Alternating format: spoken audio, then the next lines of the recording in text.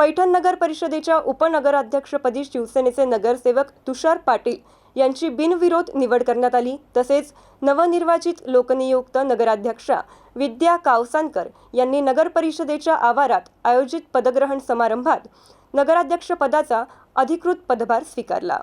या समारंभास आमदार विलास भुमरे यांची प्रमुख उपस्थिती होती। माँ जिजाऊ यांच्या जयंतीचे औचित्य साधून पार पडलेल्या या कार्यक्रमात दूध संघाचे संचालक नंदलाल काळे, नाथ संस्थानचे कार्यकारी विश्वस्त दादा भारे, उपजिल्हाप्रमुख विनोद बोंबले, माजी नगराध्यक्ष सोमनाथ परदेशी, राष्ट्रवादीचे आप्पासाहेब निर्मळ, भाऊसाहेब तरमळे, अक्षय जायभाय, नगर परिषदेच्या मुख्याधिकारी पल्लवी अंभोरे, गटविकास अधिकारी मनोरमा गायकवाड यांच्यासह सर्व नगरसेवक व मान्यवर मोठ्या संख्येने उपस्थित होते। यावेळी बोलताना आमदार विलास भुमरे यांनी पैठणकर नागरिकांनी शिवसेनेच्या उमेदवारांवर दाखवलेल्या विश्वासाबद्दल आभार व्यक्त केले।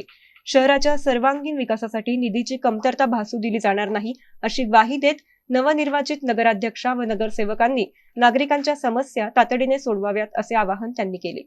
नगराध्यक्षा विद्या कावसानकर यांनी शहरातील पाणी पुरवठा, स्वच्छता आणि वीज पुरवठा या समस्या प्राधान्याने सोडवण्याचा निर्धार व्यक्त केला। खासदार संदीपान भुमरे व आमदार विलास भुमरे यांच्या मार्गदर्शनाखाली सर्व नगरसेवक व शहरवासियांना विश्वासात घेऊन स्वच्छ, सुंदर आणि विकसित पैठण घडवण्यासाठी काम करणार असल्याचे सांगितले। तसेच शहरात येणाऱ्या पर्यटक व भाविकांना चांगल्या सुविधा देऊन पैठणचा नावलौकिक वाढण्याचे आश्वासन त्यांनी दिले।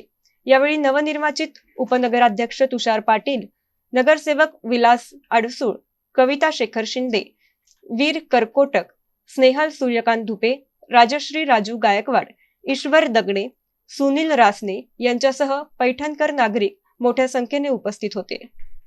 गौतम बनकर, MCN न्यूज, पैठण।